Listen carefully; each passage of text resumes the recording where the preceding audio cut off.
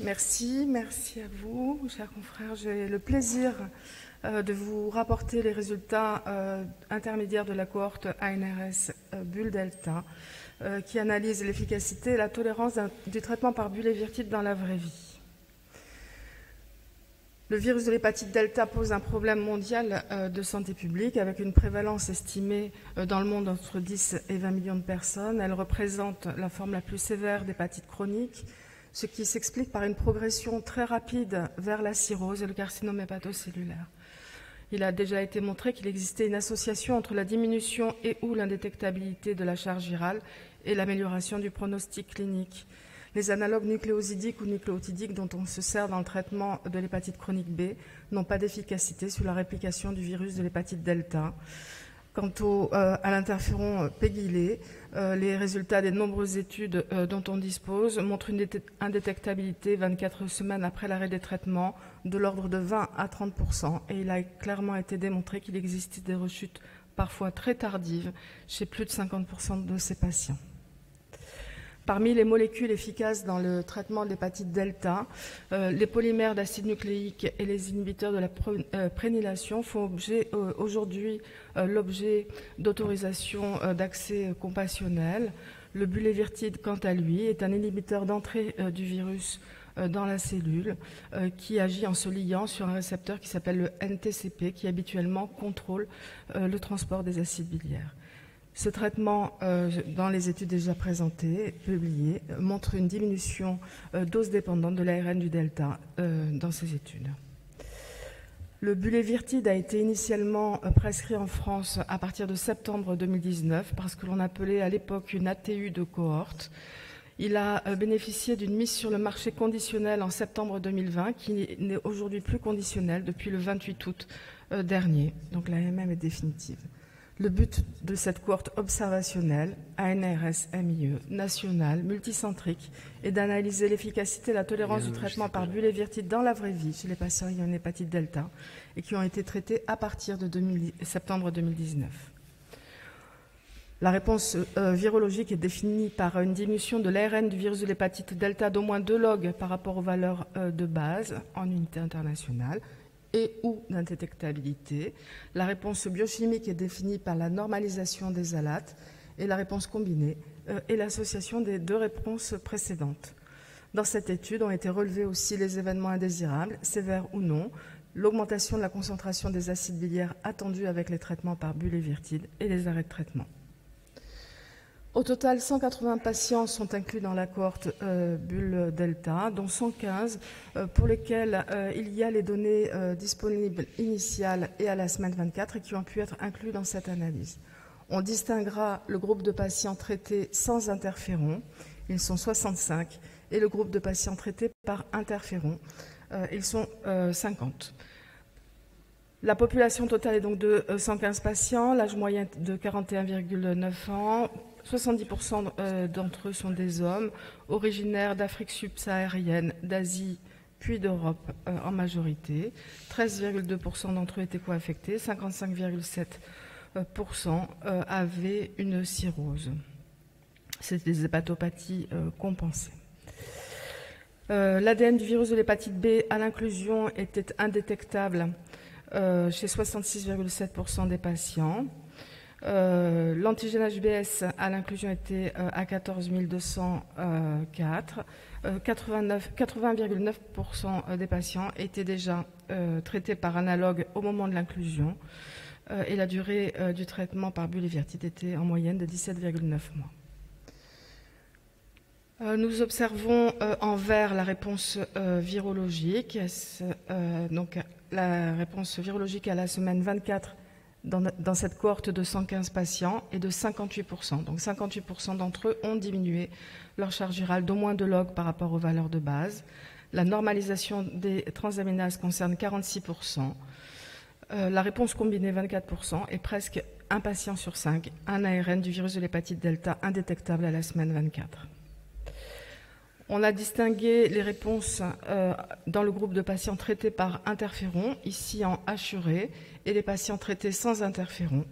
Et on distingue que la réponse virologique chez les patients traités par interféron était plus importante à la semaine 24, 84%, versus 39% pour les patients traités sans interféron. De la même manière, les patients traités avec interféron avaient à la semaine 24 44% d'ARN delta indétectable, contre 8% chez les patients sans interféron. A contrario, la normalisation des alates était plus souvent constatée dans le bras des patients traités sans interféron, 54%, versus 35% chez les patients traités avec interféron. La réponse combinée, 34% dans le groupe avec interféron, 17% sans interféron. Nous disposons de données à la semaine 48 chez 55 patients, 26 traités avec interféron, 29 traités sans interféron, dont nous vous présentons les résultats. Les résultats sont en gris pour la population totale de 55 patients. On voit que la réponse virologique à la semaine 48 est à 76%. La réponse biochimique est de 50%. La réponse combinée de 33%. Les auteurs ont aussi étudié quels facteurs étaient associés à la réponse virologique à la semaine 24. Un certain nombre de variables ont été prises en compte dans l'analyse univariée, démographique, virologique, en fonction de la sévérité de l'hépatopathie et des traitements associés. Il en est ressorti que le fait d'avoir des transaminases supérieures à la normale à l'inclusion ou un traitement par interféron entre J0 et S12 était associé à une réponse virologique à S24 en analyse multivariée. Seul le fait d'avoir été traité par interféron entre J0 et S12 était significativement associé à cette réponse virologique. Nous disposons de données de tolérance chez 128 patients à la semaine 24. Il a été relevé 105 événements indésirables de grade 3 ou 4 qui concernaient 53 patients. La majorité des patients qui ont présenté des événements indésirables de cet ordre étaient traités par interféron. Si on s'intéresse aux événements indésirables liés au bulévirtide, dans le groupe de patients traités sans interféron, les 9 patients concernés présentaient tous une élévation des acides biliaires supérieure à 15 N. Un patient est décédé des complications d'un carcinome hépatocellulaire avec insuffisance hépatocellulaire terminale. Il était traité sans interféron. Parmi les autres, 8 patients dans le groupe traité par interféron ont interrompu soit la bithérapie complètement chez un patient, soit simplement l'interféron qui a été arrêté chez 6 patients. Chez 4 d'entre eux, le bulévirtide a pu être repris et le bulévirtide a été interrompu chez un patient peu compliant. Dans le groupe de patients traités par bulévirtide, celui-ci a été arrêté et repris chez 2 patients. Au total, il s'agit de la première étude de vraie vie chez des patients ayant une hépatite delta traités par bulévirtide. Nous constatons une réponse virologique chez 58% des patients, une normalisation des alates chez 46% des patients à la semaine 24. La réponse virologique est plus fréquente dans le groupe de patients traités avec interféron, 84% versus 39%. La normalisation des transaminases des alates est plus fréquente chez les patients traités sans interféron, 54% versus 35%. Les patients traités sans interféron tolèrent mieux leur thérapie. Et bien entendu, il faut poursuivre d'une part les inclusions prospectives et le suivi des patients déjà inclus dans cette cohorte. Nous remercions bien sûr le promoteur, les centres cliniques et investigateurs, le centre de méthodologie et de gestion avec le docteur Fougeroux, les patients et bien sûr les investigateurs coordonnateurs qui ont fait ce travail. Merci.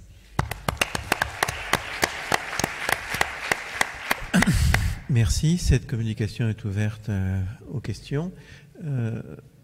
Véronique. Merci beaucoup pour ce travail collectif très intéressant. Alors, je suis un petit peu frustrée, je vais dire pourquoi. Parce que j'attendais un peu l'évolution de l'antigène HBS quantitatif chez l'ensemble des patients, puisque c'est la garantie de la guérison fonctionnelle, sous interféron ou sans interféron. Qu'en est-il? Est-ce que vous avez ces données préliminaires? Je sais que vous ne les avez pas présentées. Vous les avez sûrement. Les données sont effectivement, en tout cas recueillies, donc analysées, mais elles seront sûrement feront l'objet d'une prochaine communication. Très bien. Stan. Oui, merci Sophie, c'est très intéressant, bien présenté. Je trouve qu'on est un peu frustré comme clinicien parce que l'hépatite delta, on en guérit. Donc, tu l'as dit dans ton introduction, tu as 25% des patients qui sont guéris avec l'interféron. On voit d'ailleurs qu'à S24, tu as 10 fois plus de patients traités dans le cadre de la combinaison qui ont donc un contrôle virologique. Ce qu'on attend maintenant, c'est de savoir comment on traite les patients, c'est-à-dire quand est-ce qu'on arrête. Et on a vraiment besoin de ces résultats parce qu'on ne sait pas si finalement on guérit les patients en monothérapie bulévirtide. On est sûr qu'on va guérir des patients avec la combinaison, mais on ne sait pas quand est-ce qu'on arrête.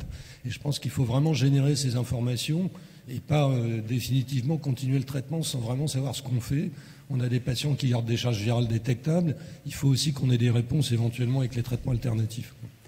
Alors, dans cette cohorte, de toute façon, on ne fait qu'observer. Libre choix a été donné aux cliniciens. Hein. Moi, je suis une clinicienne et effectivement, je pense qu'elle se nourrit aussi, cette cohorte, de nos interruptions, de nos échecs, de nos erreurs ou non. Mais c'est vrai qu'on est tous frustrés et on avance tous un peu à tâtons, en tout cas avec ces traitements, surtout avec cet AMM. Je crois que le point qu'a évoqué Stan est important et c'est pour ça qu'en fait la cohorte Bulle et Delta se transforme en cohorte Delta et le but c'est d'inclure dans cette cohorte tous les patients que l'on traite, non seulement avec le bulévirtide mais avec tous les autres composés et avec des données de suivi à l'arrêt du traitement. Et c'est ça pour lequel on aura des données, on peut avoir ces données puisqu'on est en avance par rapport à ce qu'on a fait et aussi de générer une cohorte qui soit unique entre les données de l'ATU et la cohorte. C'est pour ça qu'il faut continuer. C'est ce qu'il faut vraiment faire maintenant pour qu'on ait une seule cohorte et des résultats de suivi qui soient intéressants et interprétables. Et savoir quand est-ce qu'on arrête. Ouais. Xavier ? Oui, vous nous avez donné des données de traitement combiné de 12 semaines avec l'interféron, ce qui est une durée inhabituelle. Est-ce qu'ils arrêtaient pour effet secondaire au bout de 12 semaines ou est-ce qu'on va avoir des données avec Non, un en fait, traitement combiné c'était plus long? simplement le fait d'avoir la bithérapie pendant les 12 premières semaines qui était associé à la réponse. Mais les patients sont traités. Il y en a quelques-uns qui sont traités depuis plus d'un an, plus de 2 ans. Hein. Donc il n'y avait pas de durée de patients, à ma connaissance, qui ont été traités que 12 semaines, sauf événements indésirables notamment. Massimo?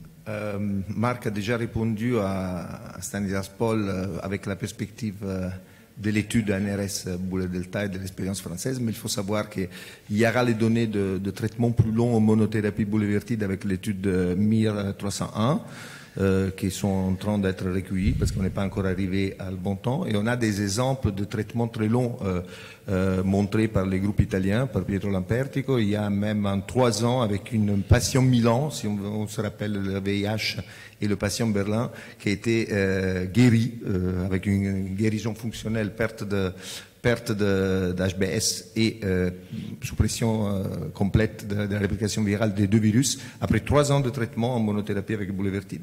Alors c'est important de savoir, les cinétiques d'action ne nous permettront pas avec 24 ou 48 semaines d'avoir des effets notables, sauf s'il y a l'interféron qui marche sur le HBS quantitatif, et il faut attendre plus longtemps pour voir le résultat. C'est pas une bonne nouvelle, on ne sait pas quand il faut arrêter dans tous les patients, on n'a pas les biomarqueurs, mais il faut attendre un peu. Tout à fait. Merci Sophie.